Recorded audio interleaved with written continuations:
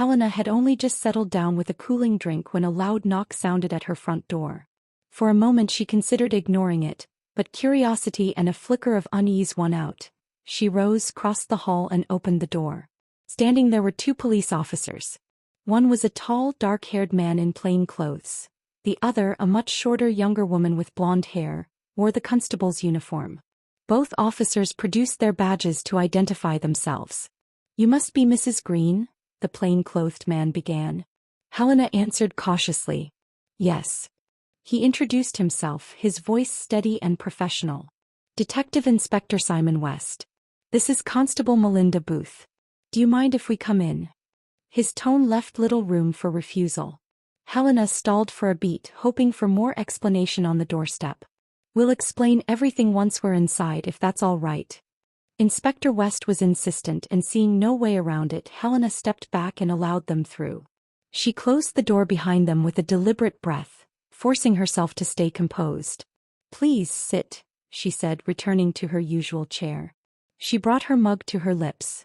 The tea inside had gone tepid. The two officers lowered themselves onto the couch to her left and faced her with a seriousness that made the room feel smaller. "We'll be direct," Detective Inspector West said without preamble. "We have reason to believe your husband may still be alive." The words landed with a jolt. Constable Booth remained silent but attentive. No, Helena's reaction was immediate and fierce. "He's dead. That's what I was told." For a long moment she could only repeat fragments. Presumed dead, suicide, the car at the cliffside, the note in his handwriting confirmed by her. The narrative had been settled years ago, a wound closed as best as one could close such a thing. "I can only imagine how upsetting this is," West said gently. "But recent developments have forced us to reopen his missing person investigation." Helena felt as if the floor had shifted beneath her. "Reopen," she whispered. "But when he disappeared, 3 years ago, it was determined he had taken his own life. There was a body, or rather there wasn't a body, but his car was at the usual spot. We had his possessions, his note." Her voice trailed off into helplessness. West nodded. "At the time the evidence suggested suicide and you were told that. However, new information has come to light. Last week the British consulate in Hanoi notified us that Vietnamese police recovered a cache of stolen passports. Among them were passports belonging to British nationals. One matched your husband's passport." He watched her closely, gauging the impact of what he'd said. Helena's mind scrambled to make sense of the implication. "So you think he went to Vietnam?" she asked, trying to steady her voice. "Not necessarily that he remained there," West replied. "We believe he may have passed through Vietnam en route to somewhere else. Possibly Cambodia, Thailand, Hong Kong, or even further on to China. The passport appears to have been exchanged for a forged document, creating a new identity and obscuring his trail. That suggests he planned to disappear deliberately. But how could he have used his real passport to get to Vietnam if you were looking for him?" Helena demanded. "You were investigating his disappearance. Were you not tracking him?" "Which is precisely the problem," West said. "If he boarded a flight on a genuine passport and later swapped to a forged passport, he could easily have slipped off our radar. We suspect he may have been smuggled out or found alternate means to cross borders. The presence of his passport among stolen documents in Vietnam indicates he was at least in that part of the world at some point, but it doesn't mean he stayed there." Helena shook her head, words tumbling out in a mix of anger and pain. "If he's alive, why didn't he contact me? If that's what you came to ask." "We didn't come here to ask him to reach out," West interrupted. "If he's living under an assumed identity, contacting you would be too risky. It could also put you in danger or draw your involvement to the attention of people who don't want him traced. Our priority is to reconstruct his movements and understand what he may have been involved in before he left." "So you think he's left the continent?" Helena said slowly. "Moved on to somewhere else." "That is likely," West acknowledged. "People who run tend to return home within a few years. It's a pattern we've seen. After a while they assume the case has been forgotten and they make the mistake of coming back. If he's alive and acts recklessly, we could locate him. Until then, we keep the file open." Helena felt the old grief stir, anger, exhaustion, the brittle acceptance she'd built around losing Julian. "It took me a long time to accept he was gone," she said. "I was told in no uncertain terms that he had died. I had to move on. I know this must be difficult, Constable Booth said softly, at last breaking her silence. But you can't be expected to deal with uncertainty forever. We're not giving you false hope, we're giving you facts. Right now the facts say we can't close this. There's a possibility he's still a wanted man connected to a serious crime. Helena flinched at the reminder. The past had not been wiped clean by time. You won't let that go, will you? She said, an edge of bitterness in her voice. No, West said quietly. 2 people died in that fire. At the time he disappeared, your husband had not been cleared of suspicion. That remains unresolved. Helena's restlessness became visible. She rose from her seat as if to end the conversation. I was told he was dead. I've tried to let him rest. She folded her hands together to stop them from trembling. I won't play a part in this. We understand, West said, standing as well. We simply wanted you to be aware in case he attempts to contact you. It would be our duty to know. He and Booth moved toward the door. Before they left, Constable Booth paused and glanced around the room. You live here alone, Mrs. Green? She asked, voice casual but inquisitive. Yes. Ever since Julian. Helena stopped herself, then added, Yes, I live alone. Booth's eyes flicked toward the driveway. We noticed 2 cars outside. Helena's face flushed. Oh. The other car belongs to a friend. She's visiting from London for a few days. The admission came out clipped. The presence of another person made her suddenly self-conscious. Where is she now? West asked, lingering at the threshold. She's just gone out for a walk, Helena replied quickly. All right. We'll be in touch if there are any developments. Thank you for your time. The officers left, closing the door behind them. Helena stood alone in the sudden hush, heart pounding. She watched through the window as their car drove away, each turn of the tires taking a little more of the calm she'd spent years building. She sank back into her chair, attempting to steady herself with another sip of now cold tea. The visit had unsettled her far more than she'd expected. A few minutes later, the front door opened once again and a striking woman stepped into the room. She was tall and imposing, with a strong chest and broad shoulders that gave her an almost warrior-like silhouette. She shrugged off a jacket and draped it carelessly over the arm of the couch. Her attire spoke of boldness. A long, flowing green skirt, a navy blue blouse and black leather ankle boots. Her hair was long and curly, dyed a vivid copper red and swept back loosely into a ponytail. Gold hoop earrings caught the light when she turned her head. Her face wore simple makeup, dark liner to define her eyes and a deep red lipstick that seemed to announce her presence before she even spoke. I saw a police car outside, she said, easing into the seat where Constable Booth had been only moments before. I hung about round the corner until they left. She folded her hands in her lap and watched Helena closely, not with malice but with an impatient intensity. What did they want? The woman asked, leaning forward. Helena, stunned and still resentful, felt the words tumble out in a single breath. They found his passport in Vietnam. They think he might be alive. The visitor's face shifted from curiosity to alarm in an instant. You idiot, she said sharply, raw emotion breaking through. They think you're alive. Helena's scream cut across the room, a sound full of indignation, grief and something darker, anger at being dragged back into a life she had tried desperately to put aside. The 2 women stared at one another, the quiet house suddenly full of the echoes of questions that would not let her rest. How on earth did your old passport surface? Helena demanded, incredulity sharpening her tone. I sold it, Chiron replied without hesitation. You sold it? Helena repeated, baffled. To who? How could you? A Vietnamese man, Chiron cut in. He paid me £200 and took it off my hands. It helped get me into Thailand. He wasn't careful with it after I left. She shrugged, the movement small but defensive. Clearly he was careless. Helena's breathing slowed a fraction. She was less volatile now but still raw. And what did the police tell you? She asked, voice brittle. She wanted the details laid out plainly. They're reopening Julian's file, Chiron said. They believe he might be alive. They suspect he could be back in Britain. Did they suspect me? Helena's voice stabbed the air. That I knew something? No mention of that, Chiron answered quickly. But they did notice there were 2 cars in your drive and asked about it. I told them the second one was mine. I should have known buying that extra car would look suspicious. You told me not to buy it, Helena snapped. Why did you even get another car? It was stupid, Chiron admitted. A spur-of-the-moment thing. I missed my old motor. She looked contrite. I'll sell it. I'll put it on buy and sell first thing tomorrow. Chiron hesitated, then asked the question that had been gnawing at both of them. Will this affect the life insurance payout? Helena's jaw tightened. Probably. I was weeks away from the settlement finally being paid out. Now, she let the sentence hang. They're likely to withhold anything until Julian is formally presumed dead again. I've waited years for that money. We could have used it months ago.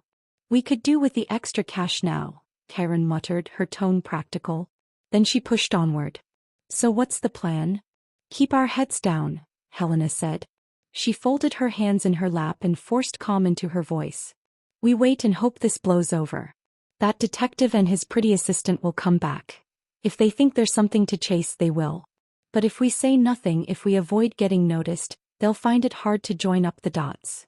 That's assuming they can't piece it together from other sources, Chiron said. Her fingers worried at the hem of her skirt. They could still trace things back to you. They have your husband's passport now.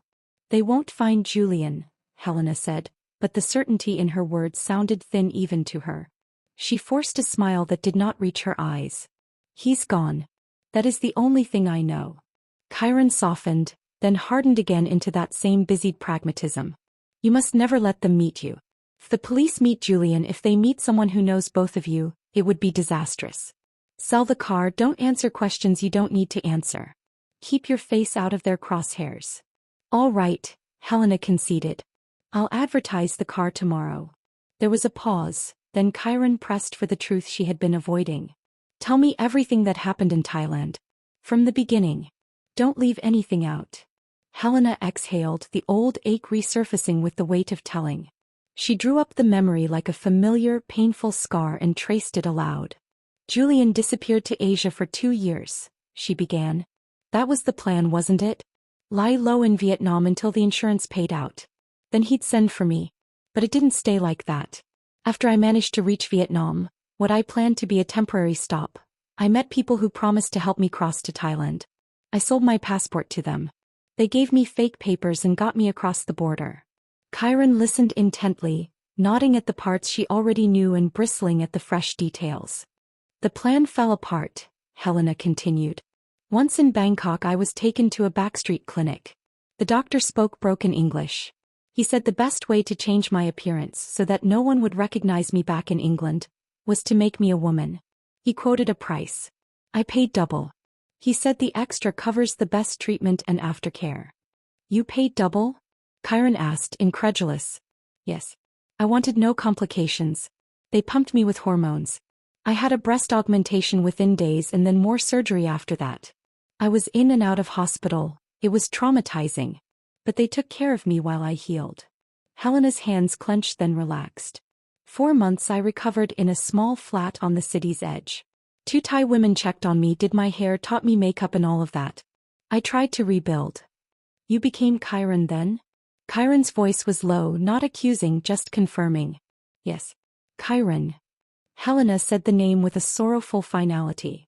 I had to accept it. There was no going back. I waited until I had forged documents and a new identity, until I could travel without fear of being traced.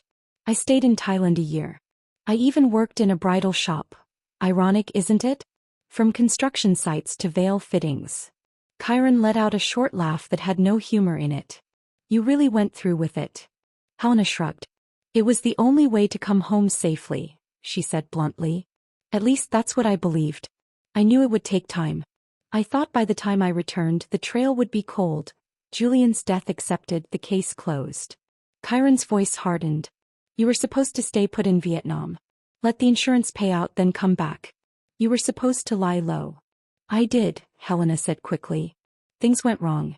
I didn't plan the gender change. That doctor pushed it as the safest option. I didn't light the fire.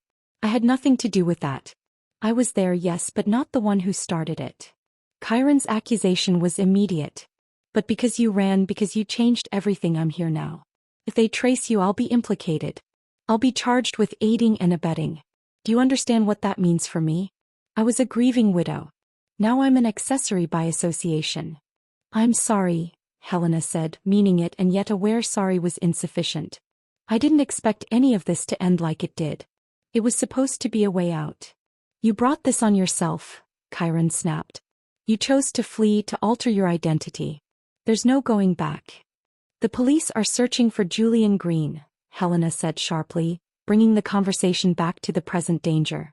They have no reason to look for Chiron Bradshaw. We have to keep it that way. Let's hope you're right, Chiron said flatly. Helena rose abruptly, the movement a physical punctuation mark that ended the discussion. She walked out of the room and left the line of questions unfinished.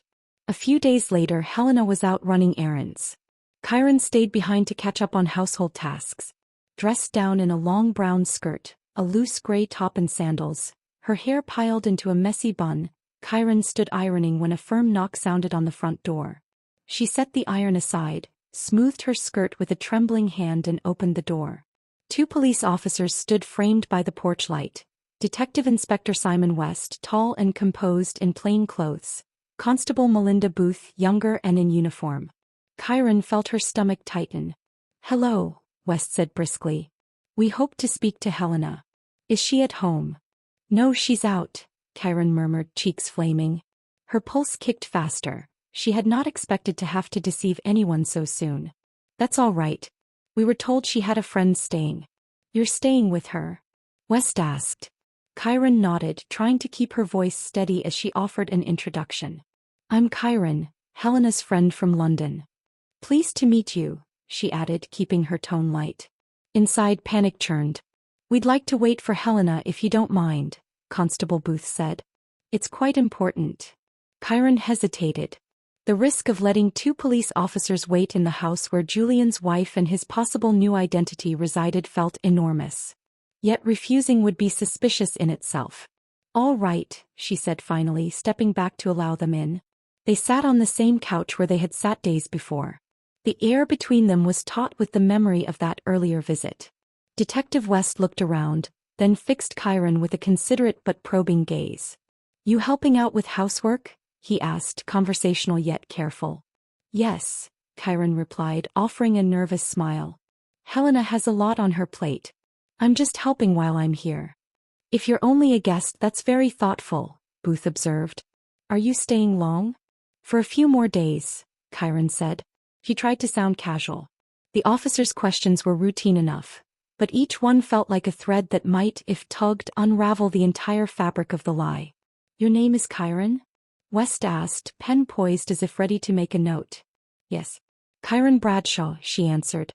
"Helena told you about me, I believe." West's gaze sharpened. "We spoke to Mrs. Green the other day about her husband, Julian Green. We may have located evidence suggesting he's alive." Chiron's throat went dry. She could not let them start connecting surnames and histories.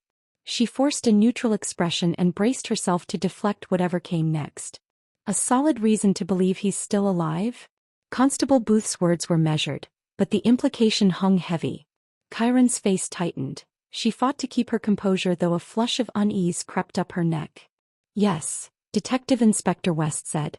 "We've managed to trace his movements, initially in Vietnam, then across the border into Laos, onward to Thailand." His voice was steady, factual. Before Chiron could formulate a response, the front door opened and Helena returned, arms loaded with shopping bags. Her eyes widened when she saw the uniforms in her sitting room and, more startling still, Chiron seated beside them. "What's happening?" Helena asked sharply, setting the bags down. Chiron offered a quick, distracted smile. "It's all right," she said, and then, to ease the tension, murmured, "The detective and the constable have some new leads about Julian. They believe he might have traveled to Thailand." "Hello, Mrs. Green, sorry to call without warning again," Detective West said, polite but brisk. He glanced toward Chiron. "Chiron, would you mind fetching some tea?" Chiron seized the excuse and retreated to the kitchen. Once the door shut behind her, Helena lowered herself into the seat Chiron had vacated and asked, voice tight, "Tell me everything. What did you find about Julian?" "We're reasonably certain he made it into Thailand," West began. "Local police there recently raided an illicit clinic in Bangkok. They recovered patient records and lists of foreign patients. Among those files is a record that matches your husband's physical description. The admission date lines up with when we believe he entered the country. So he got sick and was taken to hospital, Helena said, trying to make sense of it. What's the problem with that? West exchanged a look with Booth before answering. Two things. First, this strongly indicates he was alive, at least at that time, which was about 3 months after his supposed suicide. Second, and more significantly, the hospital records describe the procedure he underwent. Helena closed her eyes, bracing herself for what she already suspected. A sex change operation, she whispered. Yes, Booth said bluntly. We now have good reason to conclude that Julian has undergone gender reassignment. In other words, he is now presenting as a woman. Helena recoiled as if struck. That's absurd, she snapped. First you tell me he's alive and now you're telling me he's become a woman. I can't, this is too much. We know how shocking it sounds, Booth said. But it does change how he might try to remain unseen. We believe there's a strong chance that she may attempt to contact you. People who flee like that often think they can return unnoticed. If they do, it could be risky for you. I won't be dragged into this, Helena said, trembling with restrained rage. I have plans, things to do this afternoon. The officers rose. Thank you for your time, West said. The two of them made their excuses and left. As their voices faded down the path, Helena let out a long breath and tried to steady her hands. Chiron came back in from the kitchen and sank onto the couch, eyes wide. Did you hear that? Helena demanded, panic making her words brittle. Yes. Every word, Chiron replied, voice low. They don't know it's me yet. But they know Chiron Bradshaw exists now. That's dangerous. They might try to find you again. You must never open the door when I'm out, Helena instructed, the command sharp as a knife. And sell the car. Sell it now. All right. I'll drop the price, Chiron said, rubbing her palms together. She looked toward Helena with urgency. You need to stay hidden. Wait for this to calm down. They're getting closer, but they don't have proof linking you to Julian. Yet. We must make sure they never do. Agreed, Helena said. She let the words fall between them like a pact. Do whatever it takes. Months slipped by. The detectives' inquiries cooled. The trail wound down into nothing apparent. At last there was a cautious optimism that the insurance company might proceed with Julian's life policy after all. Helena and Chiron kept a guarded existence, venturing out together only when necessary, careful to blend into crowds, always aware of the possibility they were being watched. Chiron sold the second car and remained in the house. Finances left them with little alternative. She worked at adapting to life as a woman, taking small steps into the world, while Helena gave what affection she could, trying to rebuild a life fractured by loss and secrecy. By August the city was alive with pride celebrations. Neither Helena nor Julian had shown any previous interest in such events, but this year felt different. Chiron, increasingly comfortable in her new identity, begged to join the parade. Helena agreed, though she insisted they keep a low profile. Crowds and noise would, she reasoned, reduce the chance of recognition. They had gone out together publicly as women before without incident. They assumed the day would pass unremarkably. The streets were thronged. Music and laughter rose in a bright swell. Helena lingered at the parade's edge while Chiron, flushed with an unfamiliar confidence, joined the procession. Surrounded by people waving flags and cheering, Chiron allowed herself to loosen. She twirled in a rainbow dress, waving a small flag and feeling for the first time in a long while accepted. The anonymity of the crowd wrapped around her like a warm cloak. Then a shout sliced through the music. Julian Green. Chiron spun toward the voice and froze. Standing there, perched above the barrier, was Constable Melinda Booth. Her uniform unmistakable, but today a small rainbow ribbon adorned her hat. Booth's eyes locked onto Chiron with a mix of triumph and disbelief. "It's you," Booth called out. Without hesitation she vaulted the barrier and crossed into the road. Chiron's breath hitched. The smile she'd been practicing faltered. "You're?" Chiron started, flustered, words failing her. "No need to pretend," Booth said, steady and cold. "From the day you were at Mrs. Green's house I had my suspicions. You'd clearly had surgery, you weren't comfortable yet, so I kept quiet until I had confirmation." Her voice hardened. "Selling that car was a mistake. You sold it to Brenda, who works at the station. That set things in motion. We checked your passport applications, your travel records. Pieces of a puzzle fell into place. Kyron Bradshaw is Julian Green. Kyron's shoulders went tense. I had to do it, she said, voice thin. It was the only way. You didn't have to run, Booth said, accusation and contempt threading her tone. If you were involved in the arson, if you started that fire, then you made a choice. You could have stayed and faced it. Instead you took the extreme step of altering your identity. It's not going to help you now. You don't know, Kyron began, furious and terrified all at once. Oh, but we will know, Booth snapped. When we can reopen the case properly, your fingerprints, your movements, everything will come into focus. We can do this the easy way or the hard way. Booth's voice grew almost convivial, the kind of casual cruelty born of narrow triumph. Enjoy the rest of the parade, she said, and then come with me to the station. He paused, forcing a small, mocking compliment. Your dress is lovely, by the way, very bright. Don't forget to wave. There was no escape for Kyron. She felt the crowd close in, the noise turning suddenly thin and far away. She nodded, near speechless. Booth stepped back, rejoined the throng at the barrier, and allowed Kyron to continue in the procession, at least outwardly unmolested. Kyron walked on, flag rattling in her hand, every step heavy. The music felt pointless now. She searched for Helena in the crowd and found no sign of her. Panic and shame braided tight inside her chest. Regret washed over her in waves, but alongside it steeled resolve. She would not drag Helena into this. Whatever came next, she would face it alone. If punishment awaited, she would accept it on her own terms, presenting herself as the woman she had become and taking responsibility for the choices that had brought them both to this precarious moment.